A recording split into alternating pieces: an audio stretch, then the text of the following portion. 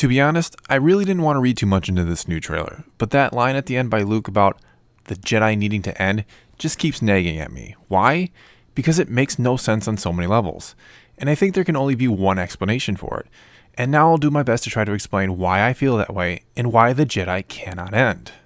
Now, as I suggested in my first video about the trailer, there is a really good chance that some clever editing has been done here, and maybe it's not even Luke saying that line, but rather Del Toro has some have suggested.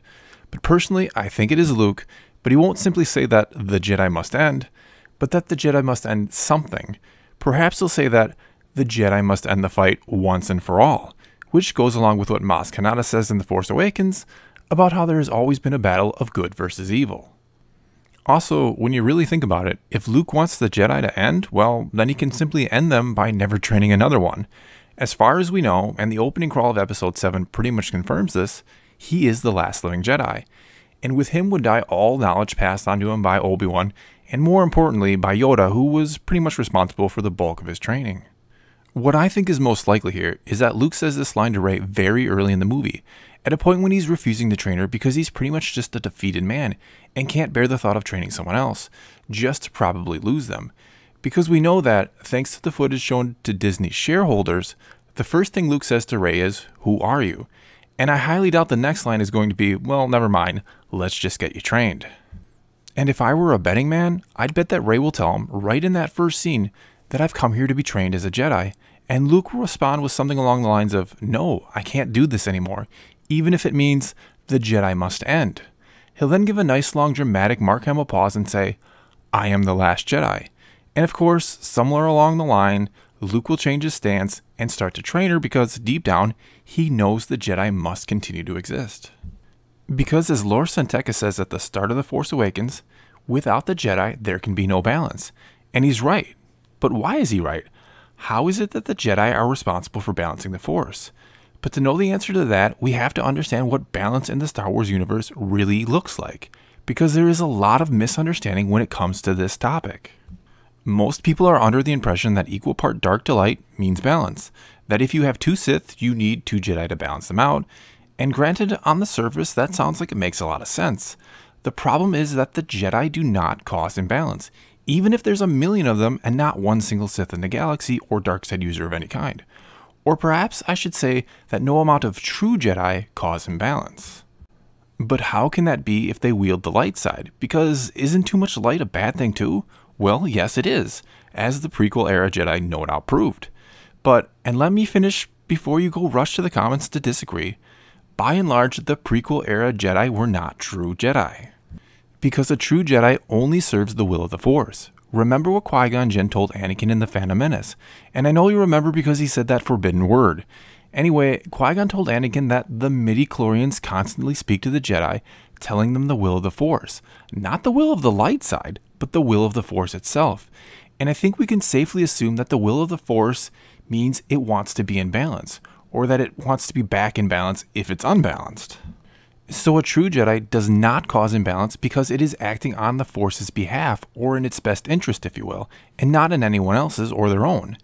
And to do this, they primarily wield the light side, though I dare say a true Jedi could easily wield the dark too, when needed, and not fully succumb to it. The problem is the Jedi of the prequel era had stopped simply following the will of the Force, and instead started to follow the will of the Republic. Instead of just listening to what the Force told them to do, they did as the Senate instructed them to do. And who led the Senate during the time of the prequels? Well, none other than Darth Sidious, a Sith Lord. So not only were the prequel era Jedi not following the will of the Force, they were following the will of the Sith. And speaking of Sith, their mere existence causes imbalance because they only serve their own wants and desires, and they have the power to reshape things in unnatural ways to accomplish this. And we can safely assume that the vast majority of the time, what a Sith wants does not fall in line with what the Force wants. This is also why Jedi try to avoid attachment, because once you have something, you are going to be afraid to lose it, and if the Force, for whatever reason, wills that something is to happen to that thing you care about, there is a very good chance you will go against the will of the Force to try to save it. Now, what I really think we're going to learn in this movie, and what Luke will train Rey, is that the first Jedi did not distinguish between the dark and the light. They simply followed the will of the Force and did whatever was required of them to keep balance, even if it meant using the dark side. I look at the new teaser poster where Rey's saber starts blue but changes to red, and I think that's either a clue as to how she'll be trained, or a tease about her going to the dark side at some point. Or then again, maybe it's just a cool poster. Now, you might be thinking to yourself, doesn't that just more or less make Jedi neutral Force users and destroy the foundation of Star Wars, that being the battle of good versus evil? But that's not really what it's about. It's more about selfless versus selfish. And I dare say that was the exact message George Lucas was going for with the prequels, but kind of failed to get through to most fans. And if you've ever heard interviews or seen clips of George explaining the Force, he pretty much says this exact thing.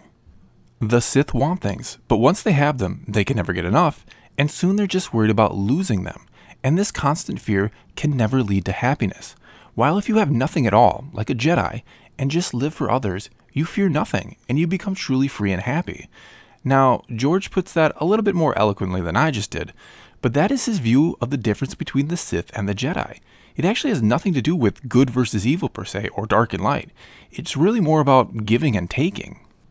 There are also several points during the prequels that back this philosophy of George's up, and they're usually spoken by Anakin, where he makes a point that Jedi think outward and do things selflessly for others, while Sith look inward and do things for themselves, and that's what truly separates the two.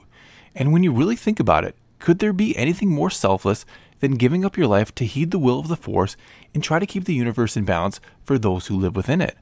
Or anything more selfish than thinking you know what's best for everyone and bringing order to the galaxy under your rule?